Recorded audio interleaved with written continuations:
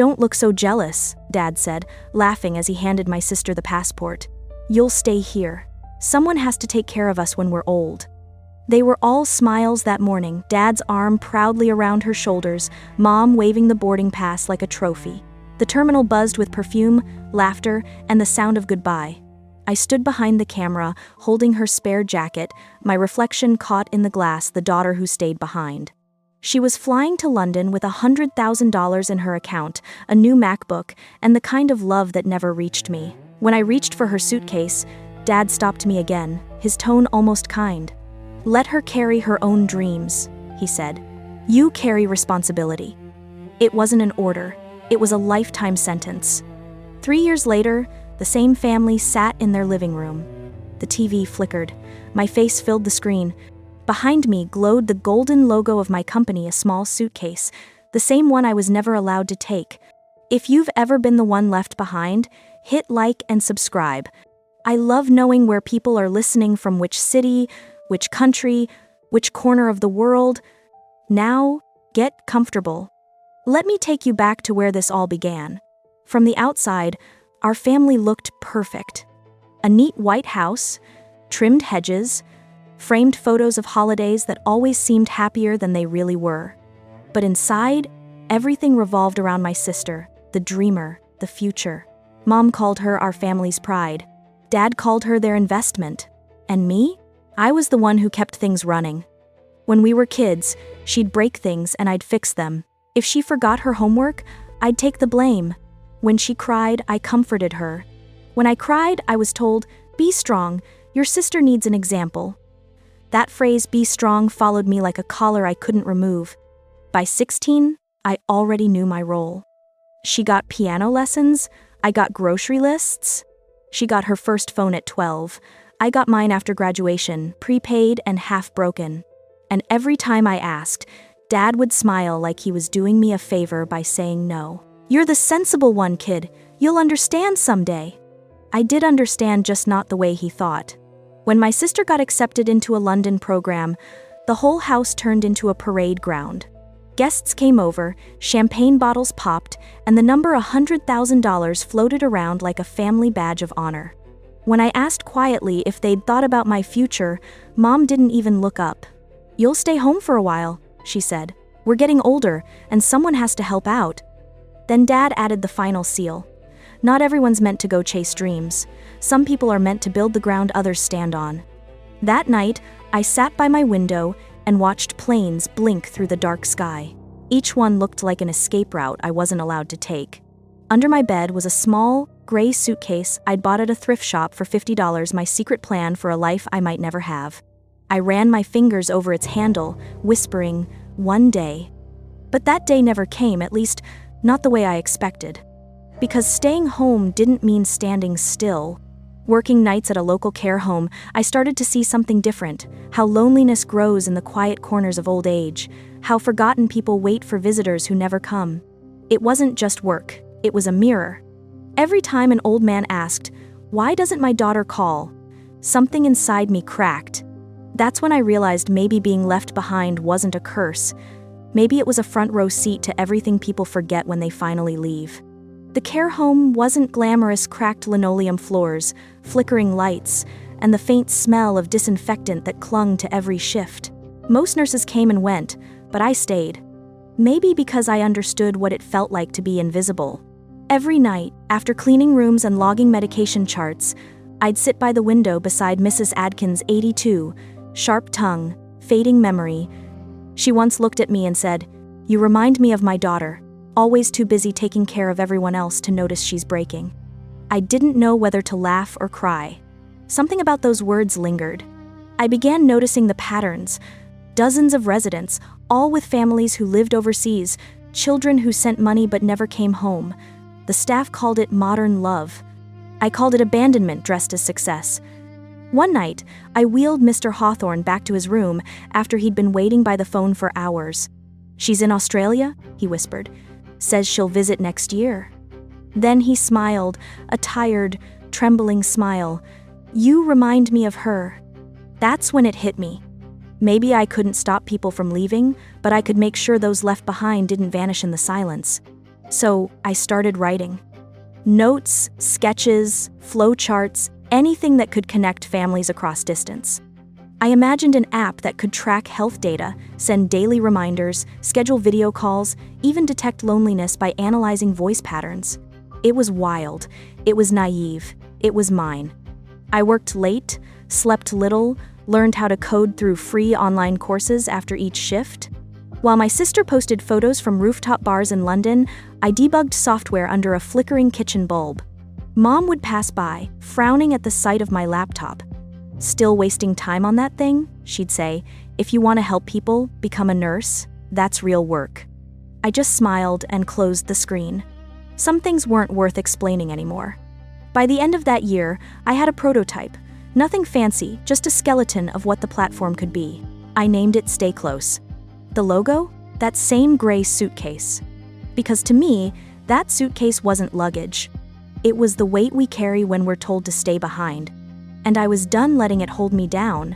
So, when an international innovation fund opened applications for tech solutions in elder care, I filled out the form, attached my demo, and sent it off.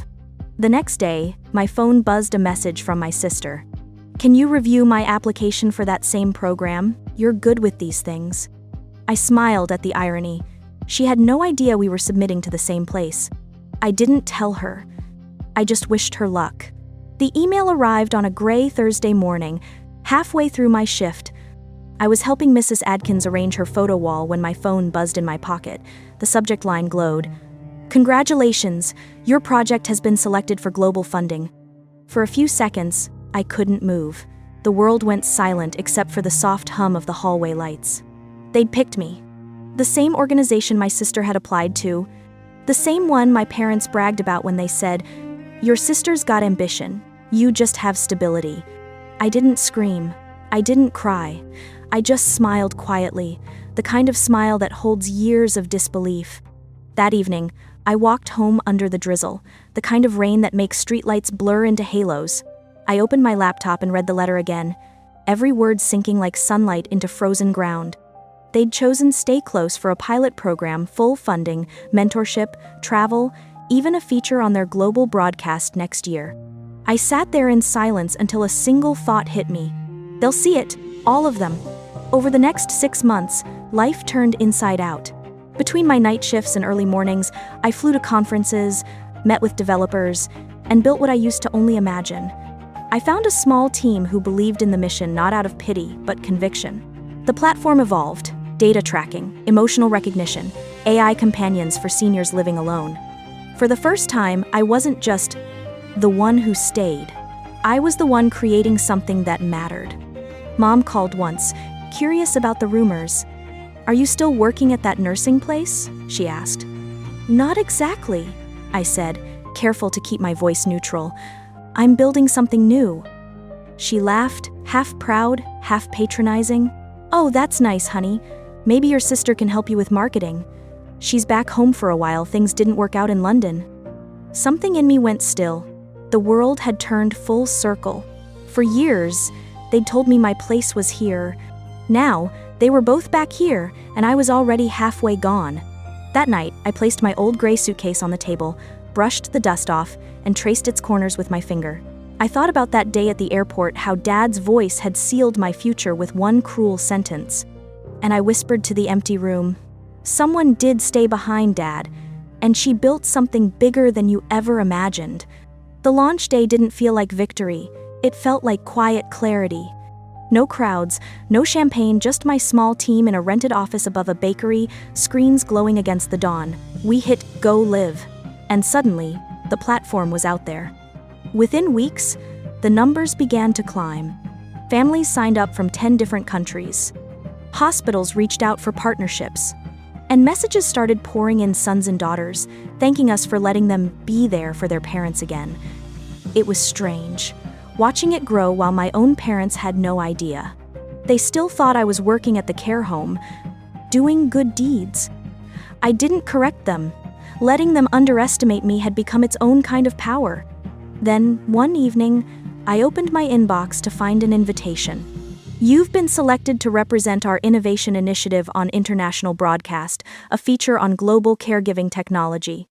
I stared at it for a long time. The same network that once aired my sister's interview about young professionals in Europe now wanted to tell my story. When the filming day came, I arrived early. Hair tied back, a navy suit, the small suitcase logo pinned to my lapel. The interviewer asked me what inspired Stay Close. I told her the truth. Loneliness, I said softly, and the people who mistake control for love. The host blinked, unsure if it was personal.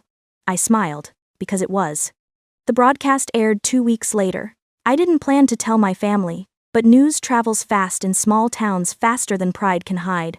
That night, my phone exploded. Missed calls. Voicemails. Then finally, one text from Dad. "Is that you on TV?" No apology. No recognition. Just confusion, the same kind of disbelief people have when the thing they ignored becomes too big to deny. I didn't reply. I just sat back on my couch, watching the replay. There I was on the screen, the daughter they told to stay home, standing under studio lights, talking about innovation, independence, and the right to dream. Behind me glowed that golden suitcase, the one I was never allowed to carry. The reporter's final question echoed in my head long after the credits rolled. "What does success mean to you?" I'd smiled and answered, "It means you can finally stop waiting for permission to live your own life." The next morning, an envelope arrived at my office, no return address, just my mother's handwriting. Inside was a photo of our family at the airport. She had circled my face in red ink and written one line underneath. "We should have seen you then." The following week, I received another call, this time from a local reporter who wanted to feature the hometown girl who changed elder care. I agreed. Not out of pride, but because I wanted the truth recorded somewhere other than my memories. The interview aired on a Friday evening. My parents watched it live. I know because my phone started buzzing halfway through with numbers I hadn't saved but could never forget. I let every call ring out. The reporter had asked, "So, where did your idea come from?" And I answered plainly, "From a promise I never got to keep to take care of people who were left behind." There was no anger in my voice, only peace.